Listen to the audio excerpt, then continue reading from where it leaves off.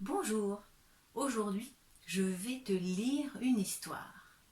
Alors installe-toi bien confortablement et c'est parti. Le loup et les 7 cabris.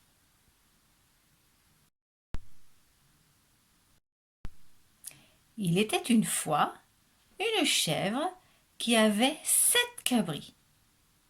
Un jour, qu'elle devait aller au bois pour chercher de la nourriture, elle les appela et leur dit: Chers enfants, je vais au bois. Prenez garde au loup. S'il entrait, il vous mangerait tous, cuir et poil. Le loup se contrefait souvent, mais vous le reconnaîtrez facilement à sa voix rauque et à ses pieds noirs. Les cabris répondirent: Chère mère, nous ferons bien attention. Vous pouvez partir sans souci. Peu de temps après, quelqu'un frappa à la porte en criant: Ouvrez-moi, chers enfants, c'est votre mère, et elle vous rapporte quelque chose.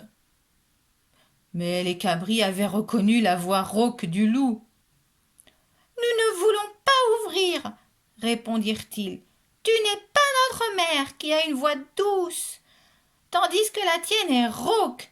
Tu es le loup. Le loup s'en alla acheter un gros morceau de craie qu'il mangea pour s'adoucir la voix. Puis il revint, frappa à la porte et cria: Ouvrez, chers enfants, c'est votre mère et elle vous rapporte quelque chose. Comme le loup avait posé sa patte noire contre la fenêtre, les cabris répondirent: Nous ne voulons pas ouvrir. Notre mère n'a pas le pied noir comme toi. Tu es le loup. Le loup courut alors chez le boulanger et lui dit: Je me suis fait mal aux pieds, étends de la pâte dessus et je te mange. Et quand le boulanger eut enveloppé sa pâte, le loup courut chez le meunier et lui dit: Poudre-moi la pâte de farine blanche ou je te mange. Le loup se rendit alors pour la 3e fois à la porte, frappa et dit: Chers enfants, ouvrez-moi, ouvrez-moi. C'est votre chère petite mère qui vous rapporte quelque chose. Montre-nous d'abord ta patte, dirent les cabris. Alors le loup posa sa patte blanche contre la fenêtre et les cabris ouvrirent la porte. Mais qui entra? Le loup! Ils eurent grand-peur et se cachèrent. L'un sauta sous la table, le deuxième dans le lit, le troisième dans le fourneau, le quatrième dans le coffre, le cinquième dans le buffet, le sixième dans la terrine à relaver, le septième dans la caisse de l'horloge. Mais le loup les trouva tous, à l'exception du plus jeune, caché dans la caisse de l'horloge. Il les avala l'un après l'autre. Quand le loup fut rassasié, il alla se coucher dans la prairie, sous un arbre, et s'endormit.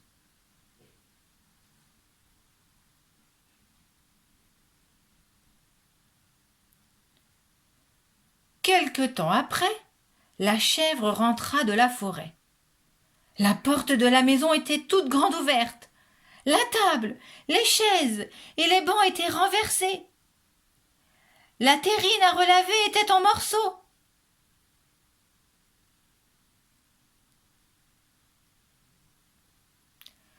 Elle chercha ses enfants, mais ne les trouva pas. Elle les appela par leur nom l'un après l'autre, mais personne ne répondit. Enfin, quand elle appela le plus jeune, une petite voix s'écria: Chère mère, je suis cachée dans la caisse de l'horloge. Il lui raconta que le loup était venu et qu'il avait mangé tous les autres. La pauvre mère pleura longtemps. En ressortant de la maison, la chèvre vit que le loup était couché sous un arbre. Elle le regarda de plus près et s'aperçut que quelque chose remuait dans son ventre. Boum, boum, boum! Mes pauvres enfants, seraient-ils encore en vie? Elle dit alors au petit cabri d'aller à la maison chercher des ciseaux, une aiguille et du fil. Elle ouvrit le ventre du loup. Aussitôt, un des cabris sortit sa tête. Et tous les autres s'échappèrent de même. Le monstre les avait avalés tout ronds. Ce fut une grande joie. Ils embrassaient leur chère petite mère et cabriolaient en tous sens. Maintenant, dit la chèvre, allez chercher des pierres pour remplir le ventre de la maudite bête pendant qu'elle dort.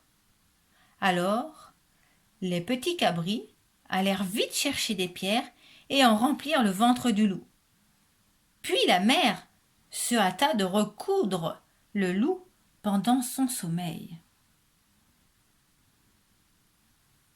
Quand le loup se réveilla, il se leva et voulut aller boire à la fontaine. Mais quand il commença à bouger, les pierres se heurtèrent dans son ventre les unes contre les autres. Alors il s'écria: « Qu'est-ce qui fait ce bruit-là au fond de mon estomac? J'avais avalé des cabris et je suis plein de cailloux gris. »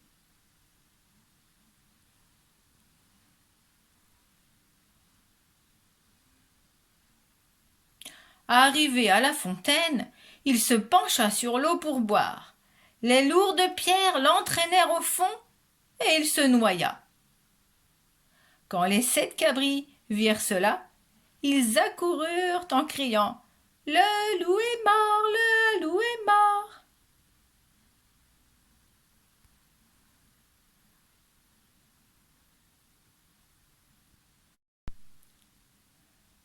Toute la famille se mit à danser de joie autour de la fontaine.